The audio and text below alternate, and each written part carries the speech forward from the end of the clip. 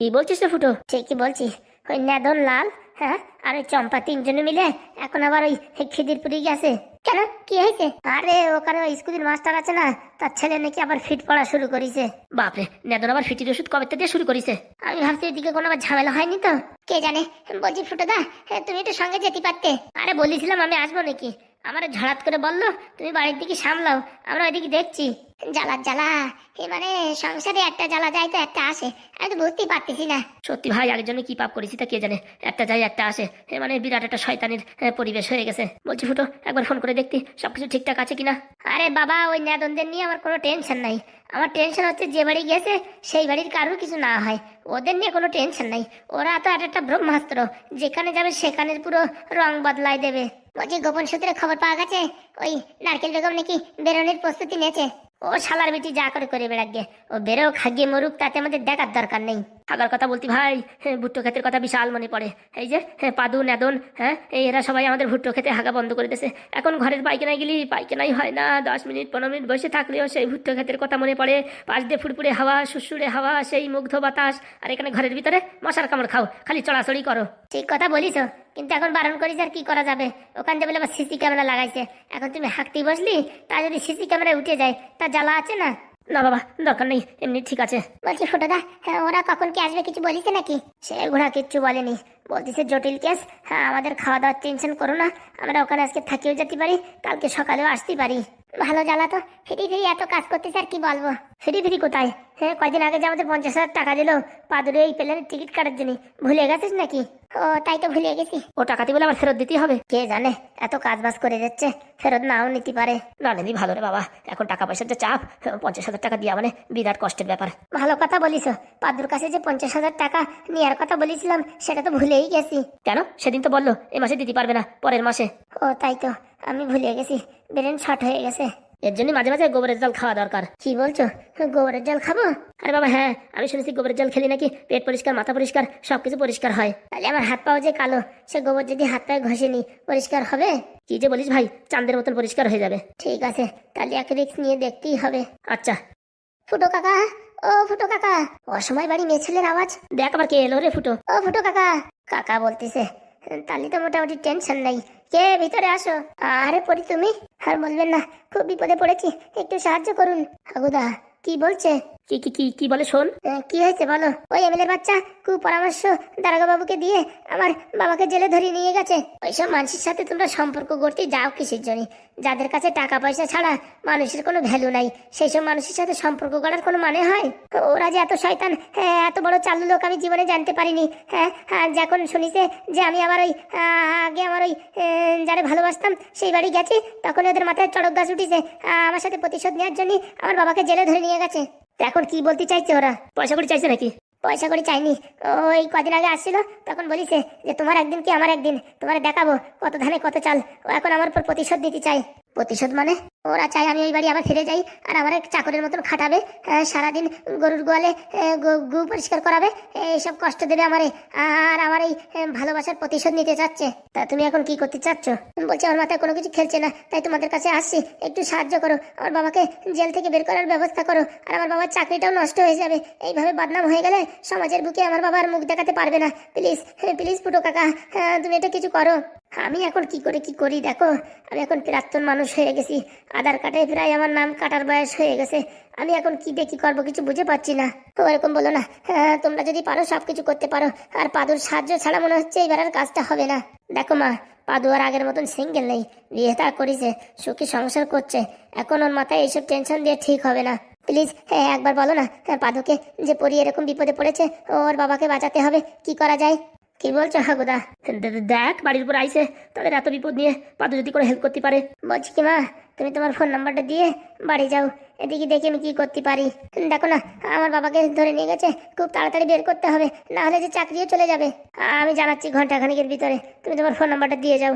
320077799450। আচ্ছা, আমি তোমার ফোন করে জানাচ্ছি। বলছি কি, আমি আপনাদের বাড়ির ওই গাছতলার ওখানে বসে আছি। হ্যাঁ, কি হয় একটু জানাও, আমি বাড়ি যেয়েও শান্তিতে থাকতে পারবো না, তাই আপনাদের বাড়ির সামনে একটা গাছতলা আছে না, ওখানে গিয়ে বসে থাকছি। বলছি হটুদা, আমার বউর কাছে পাঠাই দাও, ওখানে থাকলে একটু মনটা ভালো থাকবে। একা একা মেয়ে ছেলে কোথায় কি যাবে? হ্যাঁ, তুমি বরঞ্চ ওই ঢ্যাবনার বউর কাছে যাও। কোথায় আছে কাকিমা? এই তো কলপাড়ে আছে। আচ্ছা, আমি তাহলে ওখানেই আছি। বলছি হাগুদা, হ্যাঁ এখন আমি কি করব? কাজটা যখন হাতে নিছিস একটু কিছু করার ব্যবস্থা কর। বলছি পাদরি জানানো কি ঠিক হবে? তাহলে তোর মাথায় কোনো বুদ্ধি আছে, সেই বুদ্ধিতে কাজ কর। আমার মাথায় বুদ্ধি আছে মানে, এখন ওরা যা বলিস সেটা মেনে নিলেই তোর বাবারে ছেড়ে দেয়, কিন্তু ওই মেয়েরা ওই শ্বশুরবাড়ি নিয়ে যদি মারধর করে তাহলে? বলছি কি, ওই পাদুর কাছে একটু শুনেই নি না? আমার মনে হয় না শোনাই ভালো হবে। কোনো কারণে যদি বৌমা এই কথা জানে, তাহলে কিন্তু সংসারে একদম ঝামেলা শুরু হয়ে যাবে। সব দিকে জ্বালা, আগে হাঁটলেও জ্বালা, পাশে হাঁটলেও জ্বালা, কি যে করবো কিছু বুঝে পাচ্ছি না। আমার মনে হয় ফুটো, তোর মাথায় যে বুদ্ধি খেলে না তাই করে দে, তারপর যা হয় তখন দেখা যাবে। নেদন আছে, চম্পা আছে, লাল আছে, তারপরে ওদের দ্বারাই কাজ না হলি তারপরে গিয়ে পাদুরি বললি হবে। ঠিক আছে, তাহলে আমি এক কাজ করি, ওই নেদনের কাছে ফোন করে একটু শুনি। তাই কর। মালগুলো ফোন করিস এখনো আসলো না যে? টাকা নিয়ে আসছে শুনলাম। দারোগা বাবু, বলছি জল খাবার এনেছো? এই যে ব্যাগ ভরে এনেছি। বলছি এখানে আর কি দরকার, ফোন করলে আমি তো বাইরেই আসতাম। না না, বলছি নারকেল বেগম ম্যাডাম কোথায়? ওই তো বাথরুমের দিকে গেছে। বলছি ডাকেন ডাকেন, ম্যাডামকে ডাকেন। আরে তুমি কি পাগল টাগল হয়ে গেছো? মেয়ে ছেলে বাথরুমের দিকে গেছে, আমি কি করে ডাকবো? বলছি টাকাগুলো গুনে নেন। পাগল নাকি? এখানে গুনি কি মরবো নাকি? বাড়ি মেশিন কিনেছি, মেশিন দিয়ে গুনবো। বুঝতে পারিস? তোমরা আমার কাছে দিয়ে দাও আর তোমাদের নারকেল বেগমটা নিয়ে যাও। তা বলছি কোথাও সই স্বাক্ষর করা লাগবে না? পাগল নাকি? হ্যাঁ হ্যাঁ, এতগুলো মাল মেটেরিয়াল দিচ্ছ, আর সই করা লাগে নাকি? বলছি ওই এমএলএর বাচ্চা এসে যদি বলে হ্যাঁ যে নারকেল বেগম কই, আর আমি তো কেস উঠাইনি, তাহলে কি করে বের করে দিলেন? ওইসব তুমি আমার উপর ছাড়িয়ে দাও। ভুকি ঝুঁকি দিয়ে বলবো কি ওনার হেলথ কন্ডিশন ভালো না, এই শরীরের একটু সুগার বেড়ে গেছে, বিপি বেড়ে গেছে, তাই মেডিকেলের জন্য 2-4 দিনের জন্য ছুটি দেওয়া হয়েছে। ঠিক আছে, সে নয় বুঝলাম, কিন্তু ওই তারপরে পুরোপুরি একদম কেসটা ক্লিয়ার কবে হবে? আরে বাবা, বাড়ি যায় এখন তোমরা সই স্বাক্ষর করে সব মিটাই দেবা, বা ঝামেলা মিটে গেল। আমাদের এখানে কোনো ঝামেলা নেই, তোমাদের ওখানে কোনো ঝামেলা নেই। আচ্ছা ঠিক আছে। বলছি অ্যাটাসিডটা ওই দরজার কোনায় রেখে দাও। বুঝতে পারিস? কেন হাতে ধরে নেবেন না? মাথা খারাপ নাকি? চারিপাশে সিসি ক্যামেরা লাগানো, দরজার কোনায় রেখে দাও, আমি সময় মতো নিয়ে নেবো। আচ্ছা দেখি, তুই নারকেল বেগম ম্যাডামরে নিয়ে আয়, আমি দেখি দরজার পাশে রেখে দিয়ে আসি। আচ্ছা। কই রে কটকটি, এসেছিস? হ্যাঁ ম্যাডাম।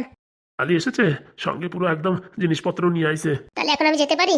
অবশ্যই, রাস্তা পুরো ক্লিয়ার। এর জন্য আমার 2 দিন এখানে আটকে রাখলেন, ভালো করলেন দারোগা বাবু।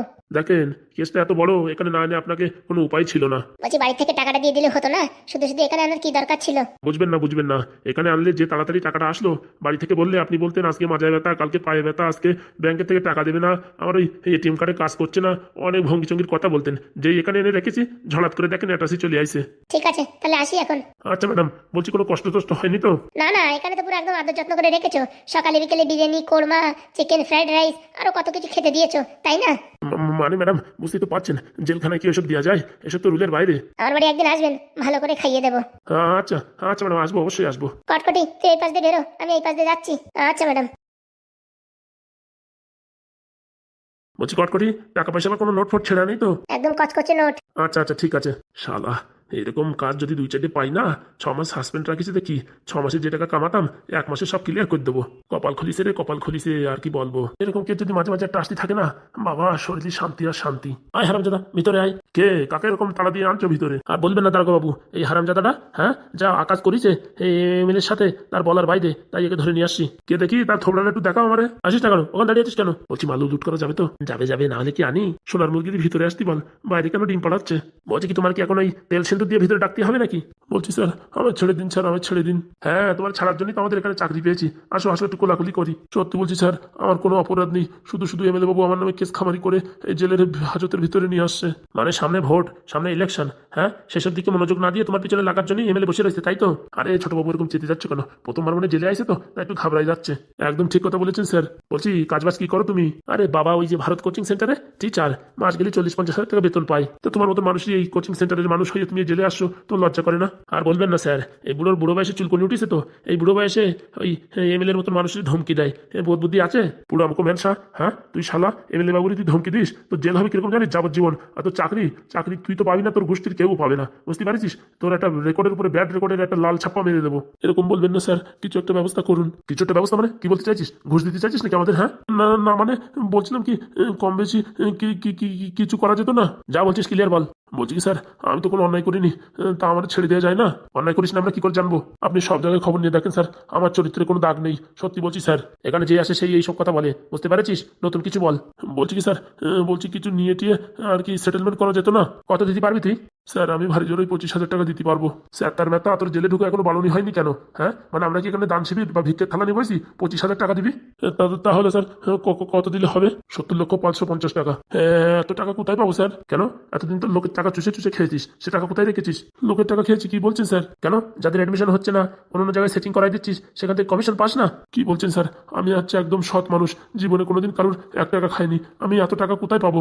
ঠিক আছে তুই জেলের ভিতর পচে পচে মর, কিচ্ছু করার নেই স্যার, আমারও জেলের ভিতরেই থাকতে হবে। 25-30 তার উপর আমি দিতে পারবো না স্যার, আমার সে ক্যাপাসিটি নেই। তাহলে জেলের ভিতর পচে মর। বলছি কি স্যার তাহলে এর এলাকা ঢেলে দেবো? কোনো কটা হবে না। আর ওইখানে কটা সার পোকা ছেড়ে দাও, রাত্রি যেন পচায় কামড়ায় মালটার, তখন বসবে কত ধানে কত চাল। সার পোকা স্যার পাবো কোথায়? আছে ওই বিচ্ছু রাজা যেখানে সয়, শালা 7 দিনে একবার স্নান করে, 15 দিনে একবার স্নান করে, ওর বিছনার তলে নাকি শুনেছি অনেক সার পোকা হয়েছে। ও একটা কমপ্লেন করেছিল ওই সার পোকা পরিষ্কার করার জন্য, ওখান থেকে ধরে এনে এর যেখানে রাখা হবে সেখানে ছেড়ে দিলে ভালো হয়। বলছি কি ওই বিচ্ছু রাজার ওইখানে ডাইরেক্ট ভরে দিলি কেমন হয়? ওই মালটাও সারাদিনের হাত পাও টিপাবে আর ওই সার পোকার কামড় খাওয়াবে। তা ঠিক বলেছো, ওখানে মালটা ট্রান্সফার করো। চল হারামজাদা চল। কোথায় যাবো স্যার? কারাগারে যাবি? কারাগারে? আমি তো স্যার এত অপরাধ করিনি যে আমার কারাগারে যেতে হবে। যেখানে পয়সা নেই সেখানে মানুষের কোনো দাম নেই। চল দেখি চল। প্লিজ স্যার আমাদের ছেড়ে দিন স্যার, একটু বোঝার চেষ্টা করুন। অত ক্যাং করবি না কিন্তু বলে দিচ্ছি, তাড়াতাড়ি চল। তোর বাড়ি আর কে কে আছে? আমার একটা মাত্র মেয়ে, আর কেউ নেই। তোর মেয়েকে ফোন করে বল টাকা নিয়ে আসতে। বলছি স্যার 30,000-এর উপরে পারবো না স্যার। বেলুন দেখেছিস? বেলুন দিয়ে বাড়ি দেবো। শালা আমাদের সাথে বার্গেনিং করছিস? তোর এত বড় সাহস? হ্যাঁ আরো মালটা বলে নাকি ঘুষ খায়নি জীবনে। হ্যাঁ যারা ঘুষ খায়নি তারা এসব ডাইরেক্ট কথা বলতে পারে? হ্যাঁ যারা ঘুষ জীবনে খায়নি তারা কোনো ডাইরেক্ট কথা বলতে পারে এইভাবে তুই যেভাবে বলিস? না না না মানে ভাবছিলাম আমি তো কোনো অন্যায় করিনি, তা যদি কিছু টাকা নিয়ে টিয়ে আপনারা একটু ছেড়ে দেন। কি কি মুখে আবার টাকার কথা উচ্চারণ করলি? বেরো ওখান থেকে চল, তোর এখনই লকআপে বন্দি করে দেবো। ভালো করে একটু পাইল দিও, নাহলে মালটা লাইনে আসবে না। 25,000 বলছে।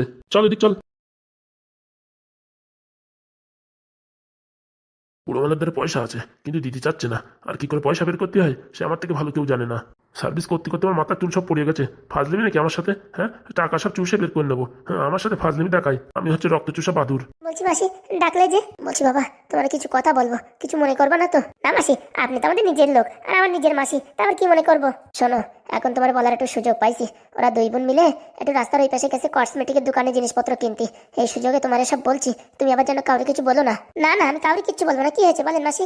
এমনকি পায়েলরেও বলবা না। কি হয়েছে বলবেন তো?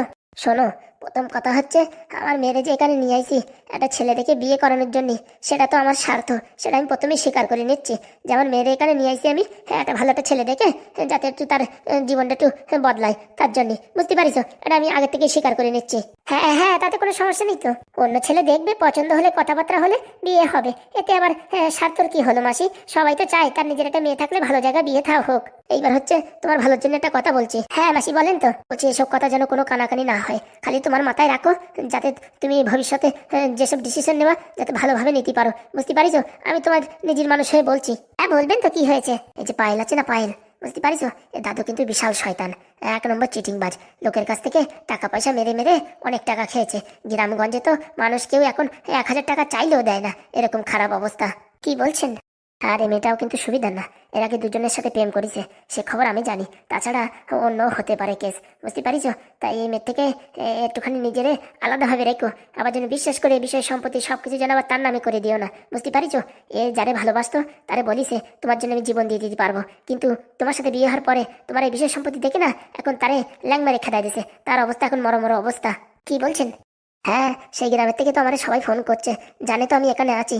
হ্যাঁ ছেলেটার এখন বিরাট খারাপ অবস্থা, এইভাবে ধোকা দিছে না বলার বাইরে। মানে তোমার বিয়ের দিন তাদেরকে ওই বাংলার সাথে ঘুমানোর ওষুধ খাওয়াইয়ে তাদের একটা ঘরে বন্দি করে রাখিছে, তারপরে তোমার সাথে ওদের বিয়ে হয়েছে, বুঝতে পারিস? আমি কিছু একটা জানতাম যে পায়েল কাউরে ভালোবাসে, কিন্তু এইসব তো জানতাম না। আরে বাবা ওসব তো তোমার একটু বলতে হয় তাই বলিছে, ও সব ডিটেলস কি বলে? ওসব বলে না, আমি তো তোমার নিজের মনে করে বলছি, তাই মেয়ের থেকে একটু সাবধানে থাকো। এমনি মেয়ে মোটামুটি ভালো আছে, খারাপ না, কিন্তু পয়সা করে একটু সাবধানে রাখো, বুঝতে পারিস? কখন কি ঝেড়ে টেড়ে ওর ঠাকুমারে ওর দাদুরি পাঠাবে তার কোনো গ্যারেন্টি নাই, বুঝতে পারিস?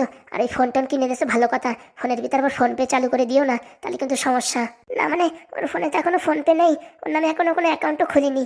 যতদিন না খুলবা ততদিনই ভালো, আর যখন টাকা চাই তখনই আবার ঘপ করে দিয়ে দিও না, বুঝতে পারিস? ওর কিন্তু ওই আগের থেকে অভ্যাস, যাদের সাথে প্রেম করেছে সবার কাছে টাকা চাইতো। যাদের সাথে মানে অনেক লোকের সাথে প্রেম করেছে, গুনে তো বলতে পারবো না, কিন্তু 2-3টে তো ছিল, এটুকু তো আমি জানি, তাতে বেশি ছাড়া কোনদিন কম হবে না। দেখতে একটু ভালো তো, ছেলেবেলে পিছনে লাইন মারলি পারে, মানে মোটামুটি বলে যে আমার একটু পয়সা করির দরকার, আমার এই 5,000-10,000 টাকা দিয়ে সাহায্য করতে পারবা, এইভাবে একজনের সাথে কথা বলে বলে অনেক টাকা লুটমার করিছে, তারপরে তারা ছাড়িয়ে দিয়েছে, তারপর আরেকজন ধরিছে, এই করেই ওদের মোটামুটি বাড়ির সংসার চলতো, বুঝতে পারিস? কিন্তু পেটের দায়ে বললেও চলে, মেয়েটা খারাপ না, যতই হোক আমার এই আর কি মানে দিদির মেয়ে হয়তো, তা আমি আর কি বলবো। কিন্তু পায়েলের সাথে কথা বলে তো এরকম লাগলো না। আরে বাবা, অনেক বছরের অভিজ্ঞতা, তুমি কি করে ধরবা? তুমি তো নতুন বিয়ে করেছো, হ্যাঁ, এখন তার সম্পর্কে কিচ্ছু জানো না। তোমার যদি বিশ্বাস না হয়, আমি তোমার সেই সব ছেলেপেলের সাথে তোমার পরিচয় করাই দেবো। না না, ওইসব পরিচয় কিচ্ছু দরকার নেই। তাহলে তুমি এক কাজ করো, ও যখন যা পয়সা করে চাই দিও না, বুঝতে পারিস? বলছে এই কিছুদিনের ভিতরে কোনো টাকা পয়সা চেয়েছে নাকি? না মানে সেরকম চাইনি, ওই আর কি 50,000 টাকা চাচ্ছিল। দেখিস, যেখানে ভূতির ভয় সেইখানে সন্ধে হয়। তোমারে বলতি না বলতি বাস ধরা পড়িয়া গেছো। বলছে কি টাকা দিছো নাকি? না মানে দিইনি, ভাবিছি কালকে দেবো। মনের ভুলেও দিও না, ও মেয়ে সুবিধার মেয়ে না, তোমার টাকা পয়সা সব লুটমার করে খাবে। এখানেও সংসার করছে কিসের জন্য? তুমি হচ্ছে এটিএম, টাকা বের করবে অন্য জায়গায় ট্রান্সফার করবে, বুঝতে পারিস? কিন্তু আমার তো এরকম মনে হচ্ছে না। আমার তো মনে হচ্ছে পায়েল খুব ভালো মেয়ে। শোনো বাবা, তুমি সায়েন্টিস্ট হতে পারো, সবকিছু তৈরি করতে পারো, কিন্তু এই মেয়ে ছেলের ব্যাপারে এখনো কোনো মেশিন তৈরি হয়নি যে তাদের ব্রেনটা পরীক্ষা করে দেখতে পারবে সে মানে কি করতে চায় কি না করতে চায়, বুঝতে পারিস? তা ঠিক বলেছেন, কিন্তু নিজের বউরির ভরসা না করলে হবে? আরে ভরসার কেতায় আগুন, তুমি এসব ছাড়ো তো। যা বলছি তাই শোনো, টাকা পয়সা চাইলে দিবা না, আর যা বলে তা শুনো। খাবার দাবার খাতে চাই শুনো, কিন্তু টাকা পয়সা দিও না। আমার কথা শোনো, তাহলে কিন্তু তোমার জীবন কয়লা হতে।